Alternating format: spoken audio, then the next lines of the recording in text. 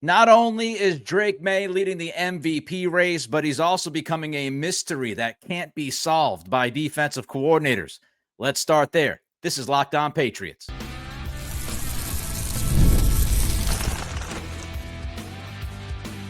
You are Locked On Patriots, your daily New England Patriots podcast. Part of the Locked On Podcast Network, your team every day. What's happening? I am your host, Nick Cattles, born and raised in New England. I've been covering the Pats for the past 16 years. Also the co-host of the Greg Bedard Patriots podcast with Nick Cattles and a sports radio veteran. Welcome to Locked On Patriots, part of the Locked On Podcast Network, now the #1 sports podcast network. That's right, your team every day. And on today's show, with Milton Williams sitting out for most of the game against the Jets, someone needed to step up. We'll tell you who that was. Also, we'll tell you how the O-line really looked against the Jets pass rush on Thursday night. But first, Drake Maye, creating migraines. Today's episode is brought to you by FanDuel. Right now, new customers can bet just $5, and if your bet wins, you'll get $300 in bonus bets to use across the app. Drake Maye is becoming more of a problem that defensive coordinators just can't solve. It feels like week after week after week,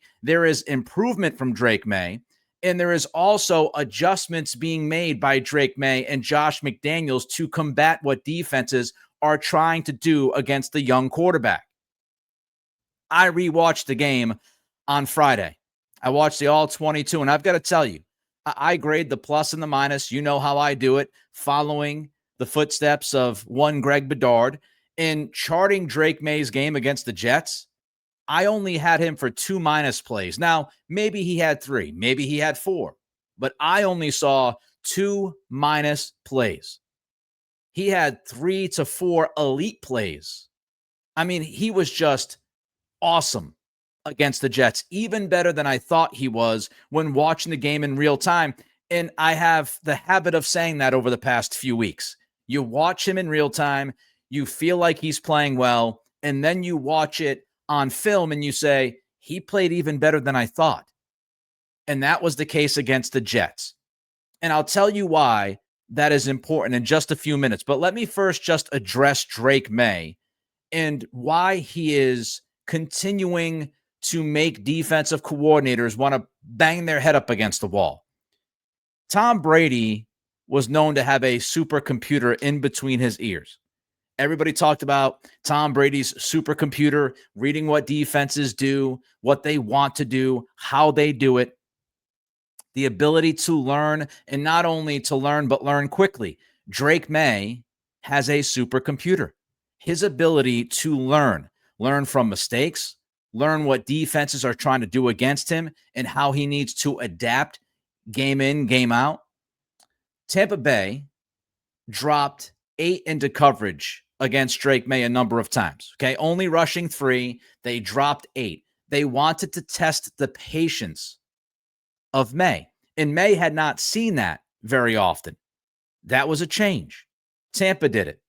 And wouldn't you know, the New York Jets, they went into Thursday night as a team that played lots of man coverage. They played some of the most man coverage we've seen in the NFL in 2025.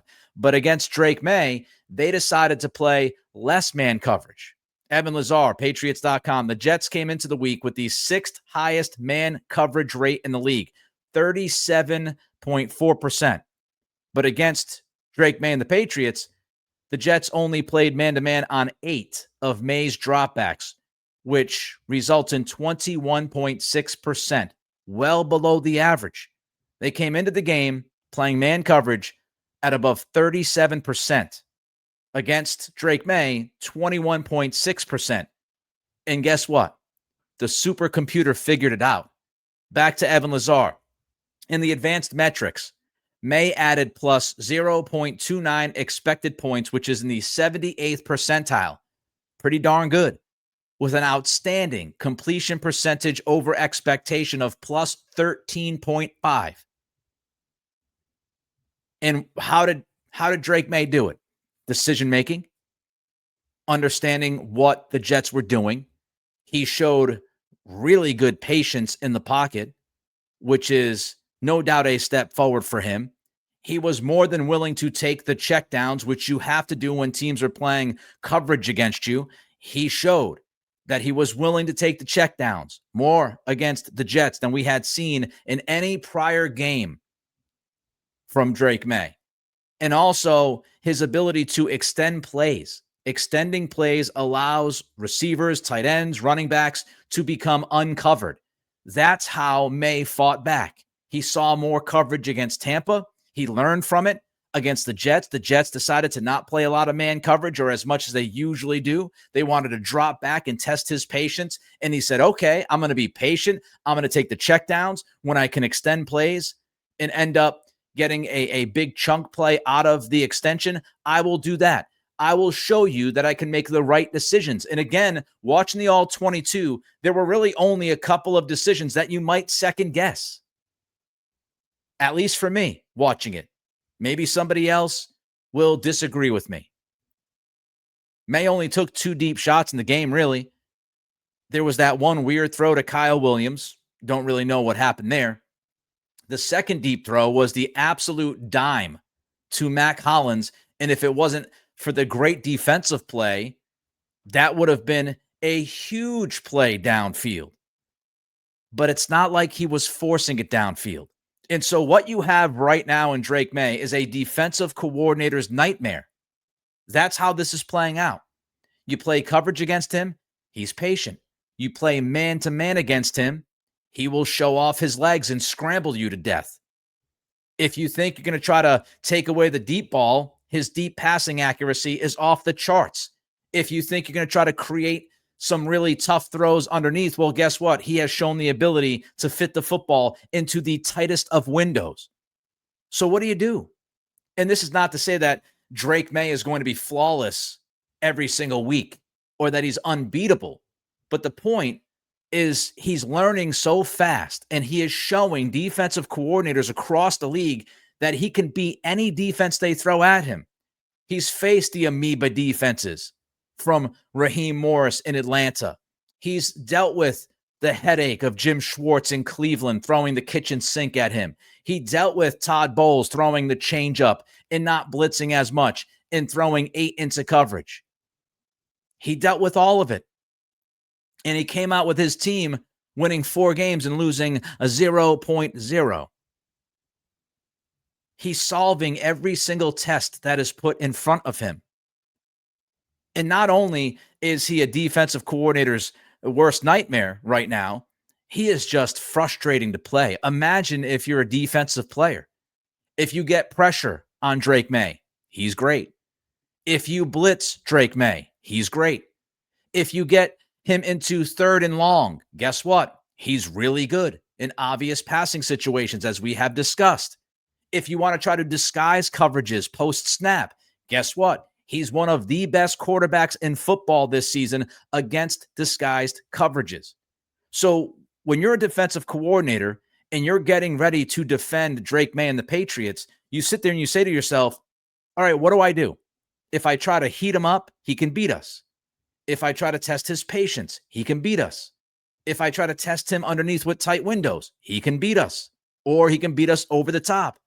And even if I play a 2 safety shell and want to back up, he has still shown the ability to have impeccable accuracy downfield. If I get him into 3rd and long, what do? He's proven he can consistently beat defenses in that kind of situation. And by the way, this is what's a lot of fun.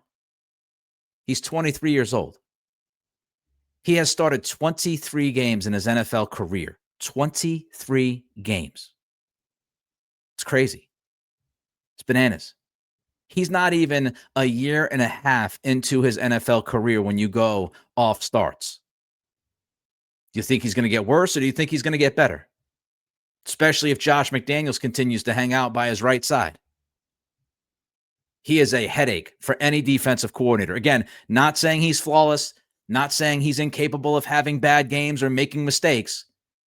But when you are preparing for Drake Maye, you have to prepare for everything. Because he has shown, as defensive coordinators try to throw the kitchen sink at him, he throws the kitchen sink right back at them. All right, part of Drake Maye's success on Thursday night against the Jets was thanks to the guys up front. We'll talk about that and more on the all 22 offensive takeaways next. This is Locked On Patriots, part of the Locked On Podcast Network, your team every day. If you're still overpaying for wireless, it's time to say yes to saying no. At Mint Mobile, their favorite word is no. No contracts, no monthly bills, no overages, no hidden fees, no BS. You can say yes to making the switch and get premium wireless for just $15 a month. Mint makes it simple. All plans come with high-speed data and unlimited talk and text delivered on the nation's largest 5G network. You can even bring your own phone and keep your same number and contacts. And here's what's great about Mint Mobile. You're getting the same quality service you had before, but for a fraction of the price. Ready to say yes to saying no?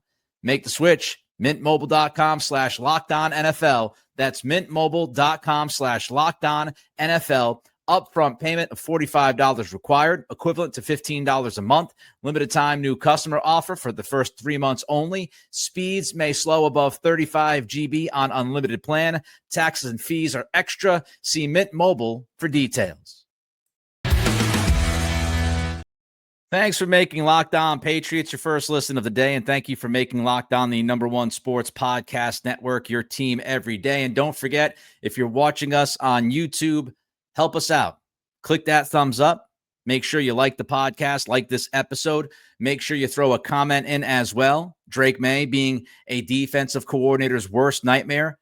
How you feeling about it? And don't forget to subscribe as we inch closer to 7,500 subs. And yes, I did a little dance for the people watching the video. All right, watching the all 22, I will tell you it was a good night for the offense, but it could have been better. I thought the end of the half was a little weird. Going back and watching it over again, the tempo was off. There wasn't as much urgency as there should have been. And if you were watching the game, as I'm sure all of you were, if you're listening or watching this podcast, you saw Mike Vrabel on the sidelines doing the old Steph Curry, the little nap thing, right, to Drake Maye. And what he's telling him is, don't nap. Don't nap at the end of the half. Get going. Get to the line of scrimmage. Get tempo going. And so I don't think it was a Mike Vrabel strategy to slow things down almost to a snail's pace at the end of the half when the Patriots had not one, not two, but all three of their timeouts. So it was a little bit weird of an end of a half situation. You know, I thought the run play before the field goal was way too conservative. I mentioned that on the live post game late Thursday night, early Friday morning. I also thought the Patriots did not take advantage of the Justin Fields fumble off the bad snap. Their offense kind of ran into a wall. The first down play was just bad blocking, frankly, by two or three guys. And then the second play was a half-field read off the play-action bootleg. And both Hunter Henry and Matt Collins were defended. Good job by the Jets.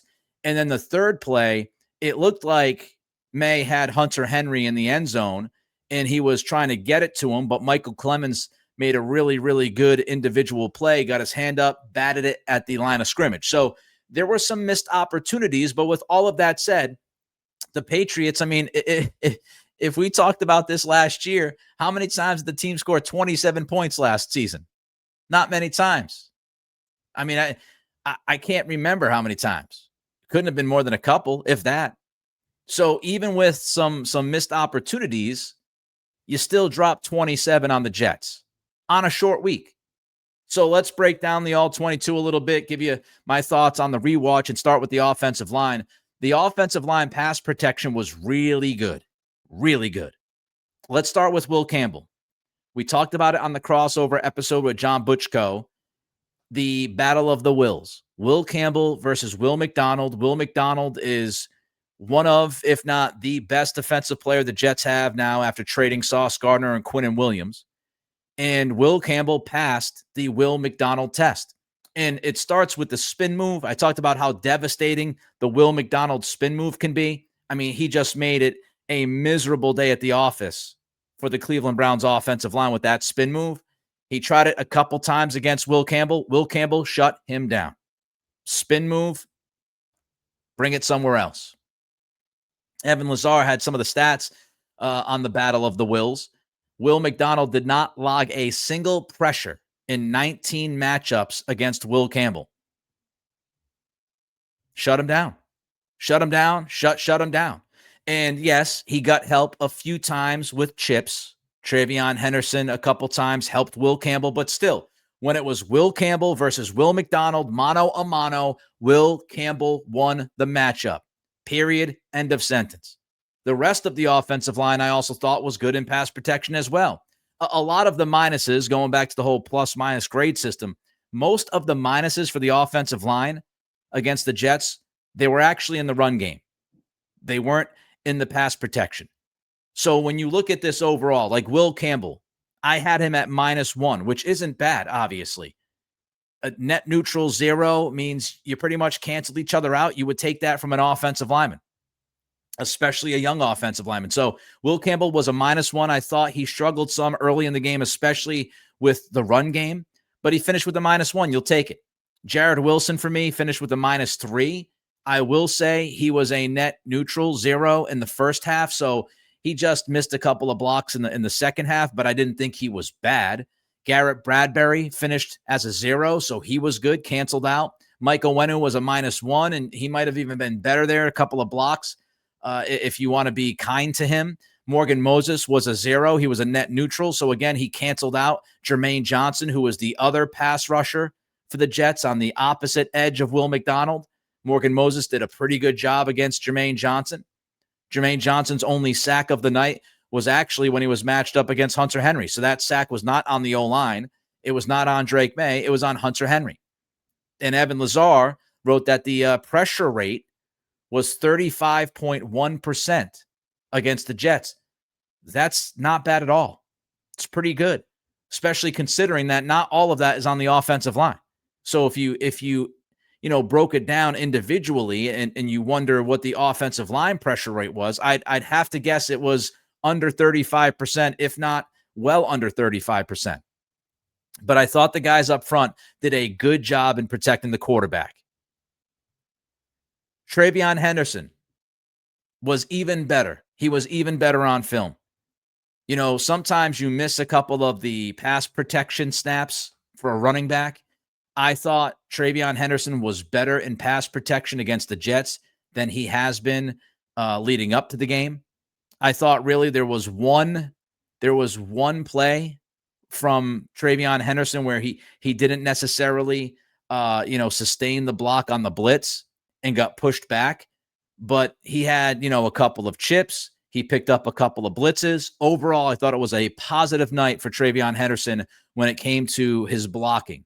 The other significant step for TreVeyon Henderson, we talked about his patience, but also yards after contact. His yards after contact were pretty impressive against the Jets. Good contact balance. He ran with strong finish, got a couple of extra yards. One of the greatest examples of that was the final play of the night that mattered, if we're not counting kneel downs, when it was, 3rd and 3 and the Jets knew the Patriots were going to run the ball. TreVeyon Henderson finds a sliver, strong finish, powers through, picks up 5 yards. According to Next Gen Stats, Henderson gained more rushing yards after contact, 70, than total rushing yards, 62, in his 3-touchdown performance against the Jets.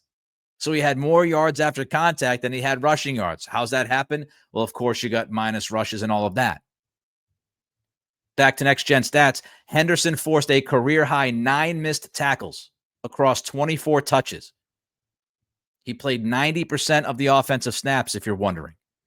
And you start to look at this version of TreVeyon Henderson now the past couple of weeks, and you start to look at Ramondre Stevenson. If he comes back healthy, I would think he'll be back after the mini bye.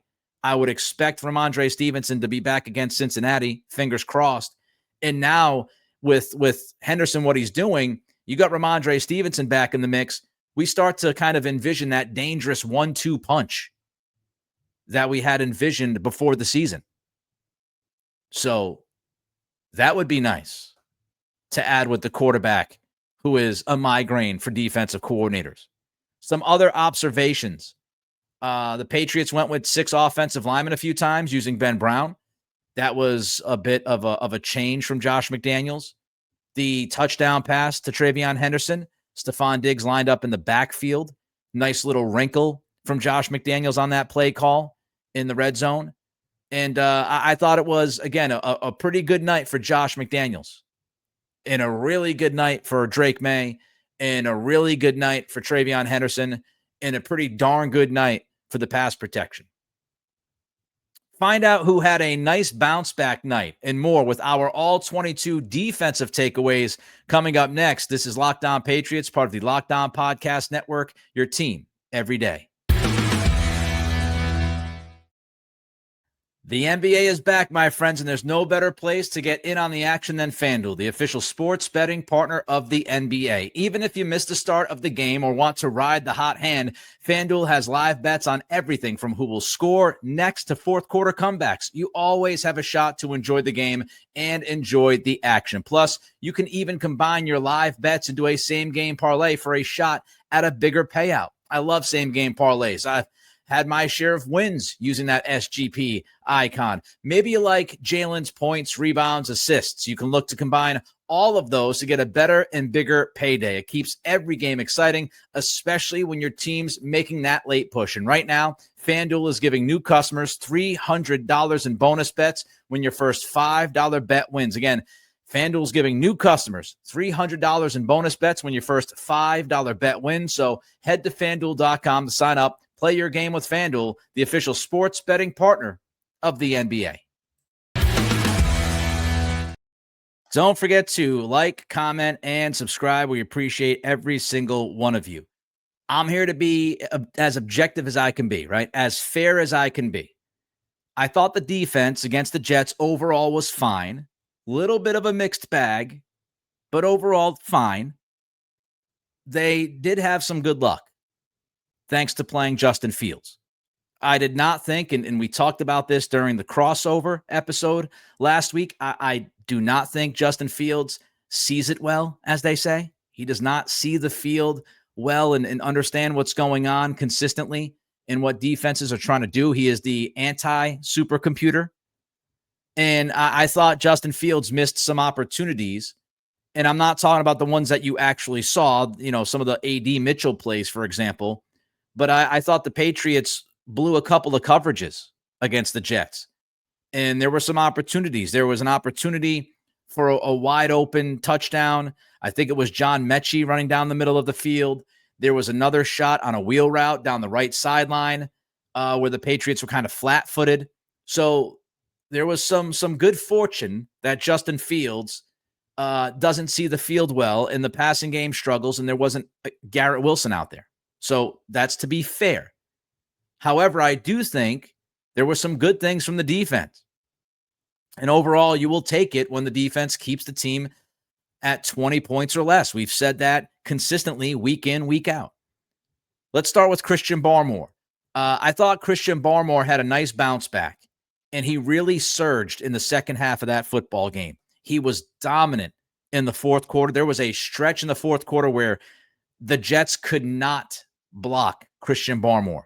And that was nice to see because Christian Barmore is one of your most talented players. Of course, Milton Williams was not playing for the vast majority of the game. You needed Christian Barmore to step up. He had been quiet against Atlanta. He had been quiet against Tampa. So it was really nice to see a Barmore bounce back. Let's talk about some unsung heroes. I love watching the film and seeing certain guys who you might overlook do some great things. Elijah Ponder obviously had the sack in the red zone. Everybody saw it. You'll go back to that. But I actually thought that Elijah Ponder made, 3 big plays, 3 big good plays for the defense. And that's a nice step in the right direction for the UDFA. Elijah Ponder is taking Keon White's spot. And so when Keon White was traded, a lot of people wanted the Patriots to trade a late round pick and bring in a defensive end. Well, they didn't. And they obviously like what they've seen from Elijah Ponder at practice. They believe that he can play at the NFL level, and he was given an opportunity against the Jets, and he made a couple of plays. Corey Durden continues to be A+. He continues to be A+ for me every single week. He has been a really good find. The guy that we should be talking most about, though, as far as, the unsung hero, even though He didn't make a ton of plays. When you look at the opportunities that he got to make plays, it's really impressive. And I'm talking about Dell Pettus. Dell Pettus for me was a +2 on the night against the Jets. And I want to tell you about the 2 plays he made. Second quarter, 13:27 left. So really the beginning of the second quarter. It's 3rd and 9. And I thought Dell Pettus played good, responsible coverage against Mason Taylor. And, he allowed on the 3rd and 9, he allowed Taylor some space to make the catch, but he was right on top of Mason Taylor for the tackle, wrapped him up, 6-yard gain. Jets left to punt. And then, of course, everybody saw the final defensive play of the night for the Patriots against the Jets, 4th and 2. I'll tell you what happened on that play. So, again, 4th and 2, the Patriots decide to blitz Justin Fields. The Jets actually had a good play call against the Patriots defense. They ran a mesh route, but Dell Pettus fought. He fought through the mesh route, and he ends up with the pass breakup against the tight end. So he read the play, he got through the traffic, he closed on the receiver, and he knocked the football away. Great stuff. And so Dell Pettus has had an uncanny knack of making plays when he's out there. And that tells me he does a great job of being ready. And that's huge to Mike Vrabel. So you wonder why, the Kyle Duggar trade happened. I mentioned it at the time. The Patriots, if you're trading Kyle Duggar, you have to feel really confident that Dell Pettus would be able to step in and play as well, if not better than Kyle Duggar. And you see that Pettus is playing more and more. Mark Daniels has some of the numbers. Dell Pettus going into the Jets game had played 34 defensive snaps. He played 1 snap against Atlanta. He played 3 snaps against Tampa Bay. And against the Jets, he tripled that. He played 9 snaps defensively against the Jets. So he's gone from 1 snap to 3 snaps to 9 snaps the last 3 weeks. He's not playing 40 snaps, okay? But he's getting more opportunity. And Mike Vrabel gave him a shout out in the post game talking about opportunities and that he's going to get more of those opportunities because he's been playing well when he's been out there. And that opens the door for the Patriots to play more 3 safety looks defensively. But I think Dell Pettus is doing a fantastic job given his role. He goes out there and he makes things happen. Meanwhile, defensive ends didn't make a lot happen. K'Lavon Chaisson had a couple of plays. Harold Landry had a play or 2. But the thing that stood out to me watching was Harold Landry and K'Lavon Chaisson not getting much pressure at all against the Jets. And that's not necessarily a shock. The Jets, I talked about it, a little bit leading into the game. Olu Fashanu and Armand Membu are 2 young, athletic, good tackles. And so if you're going to have trouble getting pass rush against the Jets, it's going to be on the edges because of Olu Fashanu and Armand Membu. And Harold Landry, he has not been the same since the Tennessee game when he got rolled up on. I don't know how he even survived that. He must be Gumby, but it did not look good. I told Kelly, my lovely wife, that I thought he was done for the year when they showed that replay in the Tennessee game. I thought he was cooked. I mean, his leg pretty much bent. So I don't think he's healthy. He's gutting through, and it shows. He's slow. And, I give him credit because there's not a lot of depth there at defensive end. And I think he's toughing it out. I don't think he's healthy because he has not been nearly the same guy that he was before that play. Christian Gonzalez, up and down against A.D. Mitchell, as you could guess. I thought he played a little too soft when he was in zone. You need better Christian Gonzalez. I mean, he's supposed to be one of the best cornerbacks in football. He needs to be better than he was against the Jets. I didn't think he was nearly at his best. Marte Mapu played 1 snap. And I tweeted about it on Thursday night. When Justin Fields broke contain on a 3rd down, I think it was a 3rd and 4, Marte Mapu was the spy on that play. And he completely lost Justin Fields. And obviously, Mike Vrabel was not happy. And he put mothballs right on top of Marte Mapu and said, "You're not playing another defensive snap tonight. It's not happening." That was the 1 snap he played. Mike Vrabel saw enough. Kyrie's Tonga, Robert Spillane, I thought were good.